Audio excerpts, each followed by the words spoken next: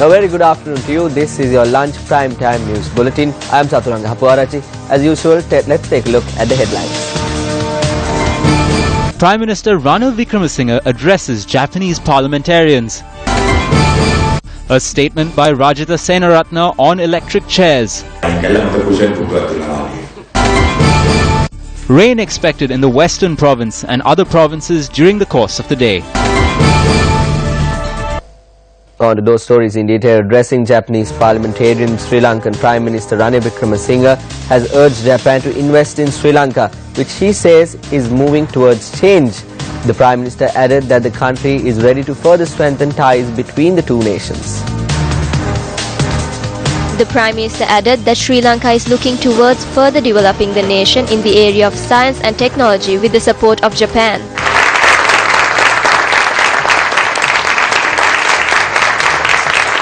Let me reiterate, we look to Japan to take the lead in the economic transformation of Sri Lanka and South Asia, to create a South Asian high-growth area, enabling the region to fulfill its economic potential and bring high living standards to its people. This will also have a positive impact on the medium-term global economic growth. It is in this context that we are discussing a new collaboration partnership with Japan. Sri Lanka is willing to make the start on this new journey, which will also offer many new opportunities for Japanese investors.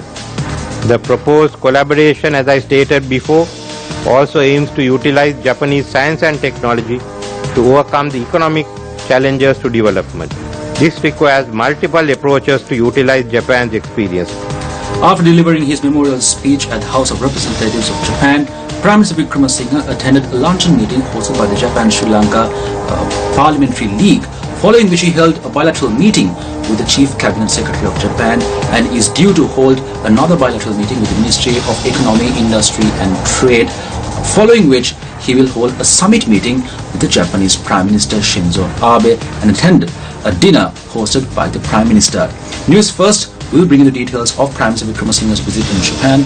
For the News First team, I'm Shah Pathik reporting from Tokyo, Japan. According to the Met Department, showers are expected in the western, central, southern and Sabaragamu provinces of the island. The department went on to state that many other areas would experience thunder showers in the evening. They also request that the public take necessary measures to minimize accidents caused by lightning. In the meantime, due to heavy showers, the Galle, Nagoda and Badegama main roads were flooded this morning. Our reporter stated that certain areas of these roads are faced with the threat of landslides. The road adjoining the Badegama Christu Deva Balika Vidyalaya also faces a risk of being destroyed by floods.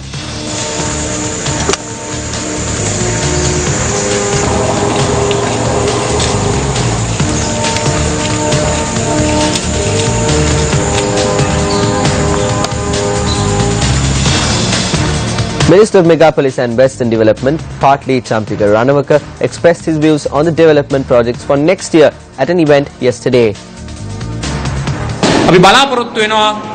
We hope to create three major cities. One is the port city, the other is the city around the airport, the third is a technological city. The port city will be made around Fort, the city around the airport will be built in Katunayaka. We hope to create the technological city from Malabe to Homagama. Through this project, a number of interim projects will be launched. This land space will become the hub of South Asia and the history of this nation. I would like to state to you that this massive initiative will commence next year. The brother of Kondar, Saman Jailat, who was arrested over the murder of Seya Sadevumi, was directed to Gene Tech today in order to obtain blood samples to carry out a DNA test. The suspect, who was arrested by the CID several days ago, was produced before the Minuwangoda magistrate yesterday.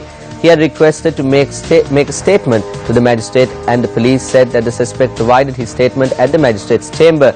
Police media spokesperson SP Ruwan Gunasekara said that the magistrate had instructed the prison authorities to direct the suspect to the Gene Tech Institute.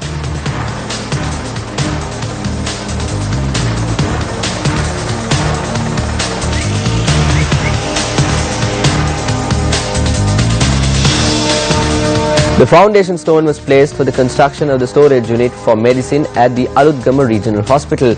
Minister of Health Dr. Rajitha Senaratne expressed the following at the event.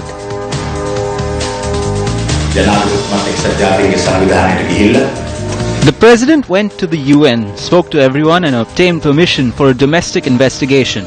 Now some say no. I met the former president and he asked me whether I read it. I said I had read a bit. I told him that it was us who saved him. He was fond of sitting on the electric chair. So we took away the electric chair and gave him a cushion chair and told him to be seated on that for the remaining 5 years and observe what we are doing. Why? Because the electric chairs are no more. You cannot market that slogan anymore. So no more electric chairs for anyone. The punishments will be meted out based on a legal system. There is participation, but the paragraphs say that discussion should be held with Sri Lanka.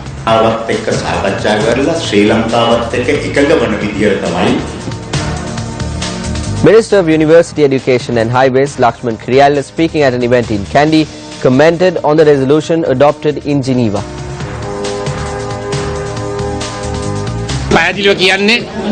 It must be made clear that judicial action will not be taken against any military officer. We will only gather information. Such measures took place in the country before. Information is gathered by the local intellectuals. Other nations may assist it. When there is a homicide in the country, we at times seek the assistance of Scotland Yard.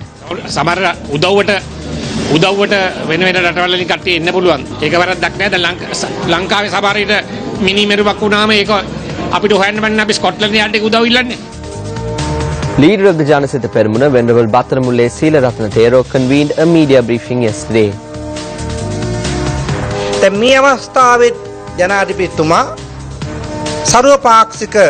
What decisions will be made when the President calls for the all-party conference? We will participate in that. However, we are against the view of dividing the nation. We need to protect the integrity of the country. If this country is going to dance to the tune of the US, Geneva, the UNHRC, now in Modi or Sambandhan, we are against it.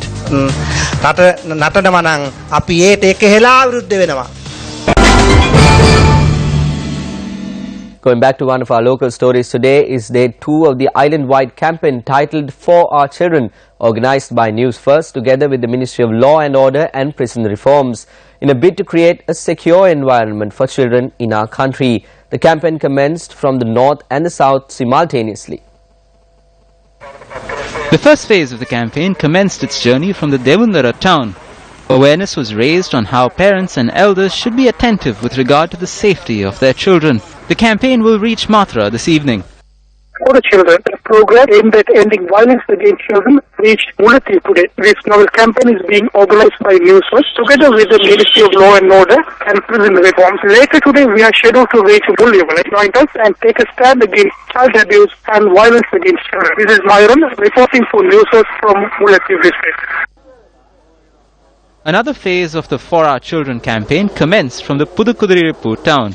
Stickers were pasted to raise awareness on how parents should be attentive to ensure the protection of their child. The campaign will reach Mulyavale this evening. Well, with that, we wrap up Lunch Prime Time News for the day. You can keep track of all these stories and more on www.newsfirst.lk. For everyone here at News First, I'm Saturanga Hapuarachi. Have a great afternoon.